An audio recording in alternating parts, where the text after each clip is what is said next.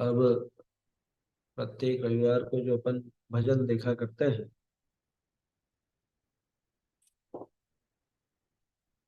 इसमें दयानंद राय जी का पिछले हफ्ते भजन देखा था अपन ने। भजो आत्म देव रे जी, भजो आत्म देव। अब इसके बाद 38 नंबर का ये भजन अपन देख रहे हैं। ये अच्छा भजन है, छोटा ही है लेकिन समझने लायक है और प्रेरणादायी भजन है।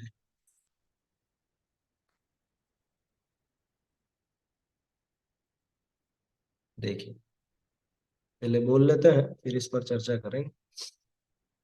भवि कीजे हो आत्म संभार, राग दोष परिणाम डार। भवि कीजे हो आत्म संभार, राग दोष परिणाम डार। कौन पुरुष तुम कौन नाम, कौन पुरुष तुम कौन नाम। कौन ठोर करो कौन काम, भवि कीजे हो आत्म संभार, राग दोष परिणाम डार। समय समय में बंध होए, समय समय में बंध होए। तू निचिंत न वारे कोय, भवि कीजे हो आत्म संभार, राग दोष परिणाम डार। जब ज्ञान पवन मन एक होए, जब ज्ञान पवन मन एक होए। ध्यानत सुख अनुभवै सोय, भवि कीजे हो आत्म संभार, राग दोष परिणाम डार। छोटा सा ही भजन है, 4 पंक्तियों का। क्या कह रहे हैं यहाँ पे? भवि कीजे हो आत्म संभार। हे भव्य, तो अपने आत्मा की संभाल कर। तो अपने आत्म स्वरूप को संभाल। संभालने का अर्थ यहाँ पे वो कुछ बिगड़ रहा हो उसको संभालना, ऐसा नहीं। संभालना माने जान उसको, उसे संभाल। जैसे कहते हैं, तू संभाल पौरुष निज अपनो, बल अनंत तो तेरा रे। तो वहां पे भी संभालने का अर्थ तू अपना पौरुष देख, अपने पुरुष को तैयार। जैसे भवि कीजे हो आत्म संभाल, कि तो अपने आत्म स्वरूप की संभाल कर, उसे देख। तो अनंत गुणों का स्वामी होकर के भी, सुख का कोश होकर के भी तू दुखी भटक रहा है। एकदम अज्ञानी बन करके घूम रहा है, ज्ञान का पिंड होकर के भी। तुझे अपनी निधि संभाल लेनी चाहिए। क्या कह रहे हैं? अपने आत्म स्वरूप को संभाल और राग दोष परिणाम डार।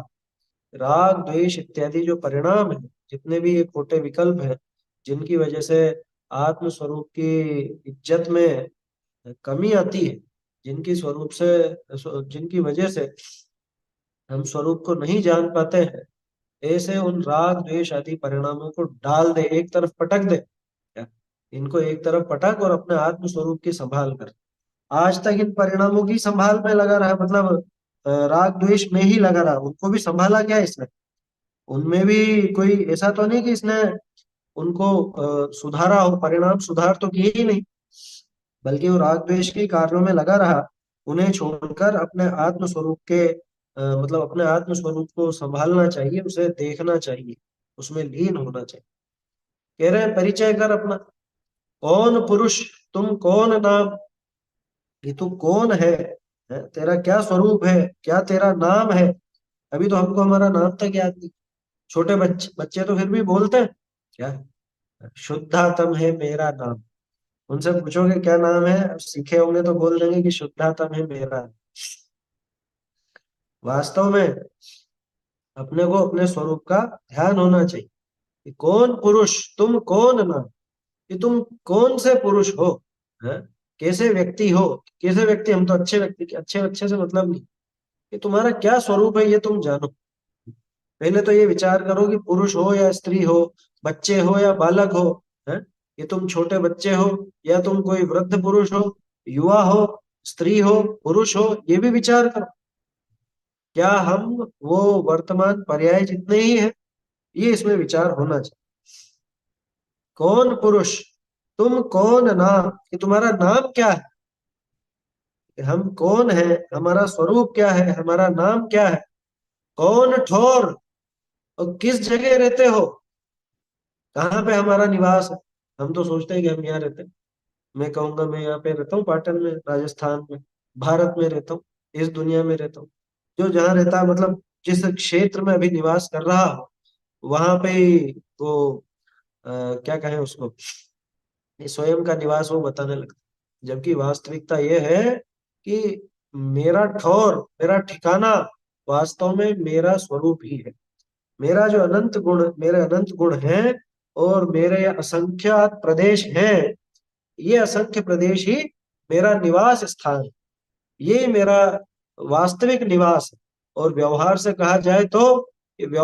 कहा जाए तो सिद्धालय है मेरा निवास, मुक्तिपुरी है मेरा धाम। तो बच्चों का भजन इसी के ऊपर बना हुआ है कि मेरा नाम क्या है, कि मेरा नाम शुद्धात्मा है।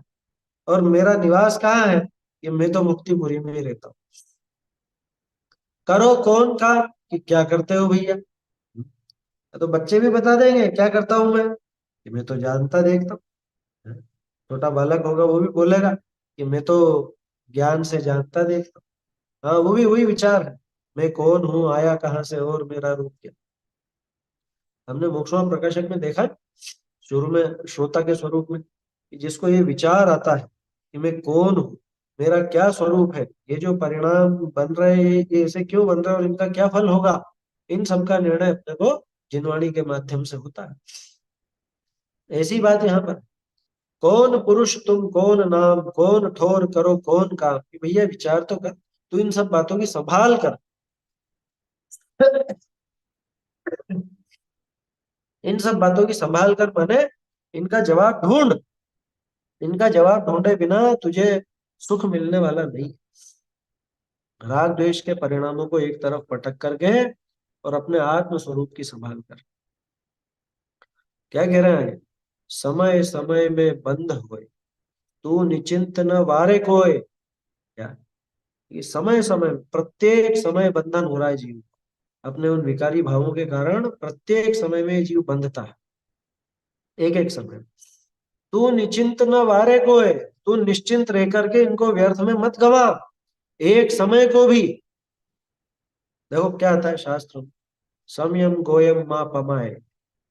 हे गौतम, समय को तू, एक समय को भी प्रमाद में बर्बाद मत, प्रमादी होकर के एक समय भी गंवाने जैसा नहीं।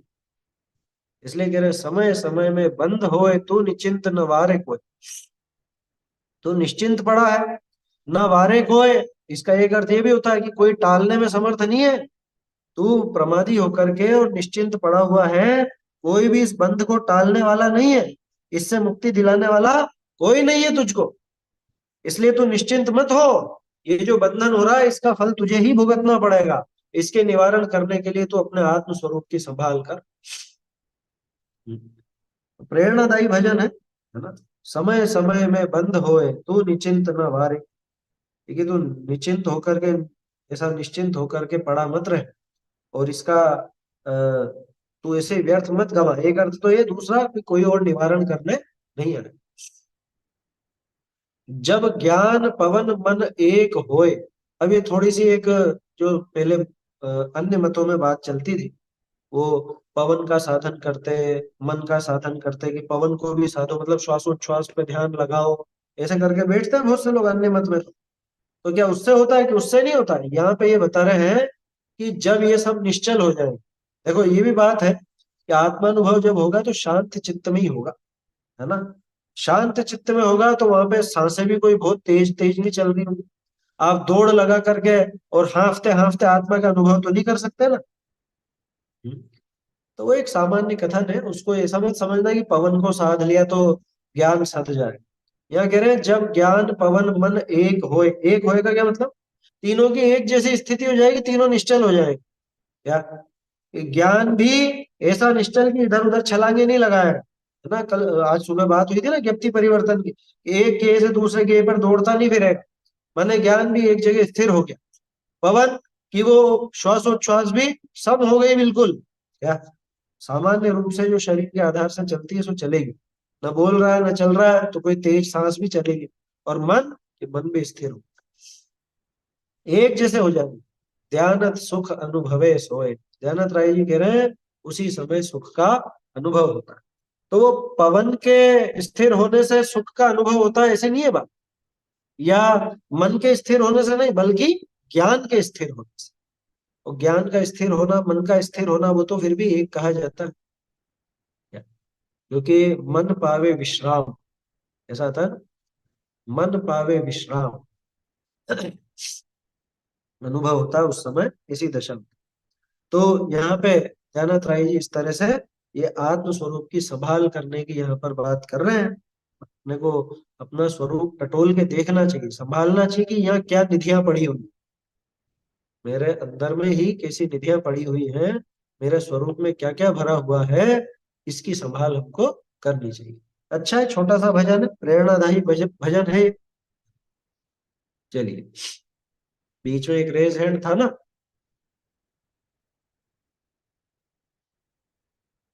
वरान कुमार का। रुक जा। मेरा नाम शुद्धतम है। हाँ हाँ, शुद्धता में। और हाँ, आगे बोल। आगे बोल, है? शुद्धता में मेरा के बाद। मा- माता नाम है मेरा काम, बुद्धि पूरी है मेरा धाम, मिलता जा पूर्व श्रम, जहाँ फूक का काम नहीं है, जहाँ प्याज का काम नहीं है, सभी सुंदर, खांसी और जुकाम नहीं है, आदिवादी का नाम नहीं है, सभी सुंदर मेरा धाम, मिलता जा पूर्ण विश्राम। ये इस भजन में जो अपन ने देखा, यही भावना है उस भजन में, छोटे बच्चों के भजन। ये हमेशा याद रखना, अपन कहाँ रहते हैं, कि वास्तव में तो अपने अनंत गुणों में ही रहते हैं, और व्यवहार से कहें तो मुक्तिपुरी हमारा धाम। और ये जिस जगह हम रहते हैं, त्रिपुरी। हाँ मुक्तिपुरी, और जिस जगह अपन रहते हैं वो तो व्यवहार का भी व्यवहार बहुत बाहर, क्या, बहुत दूर।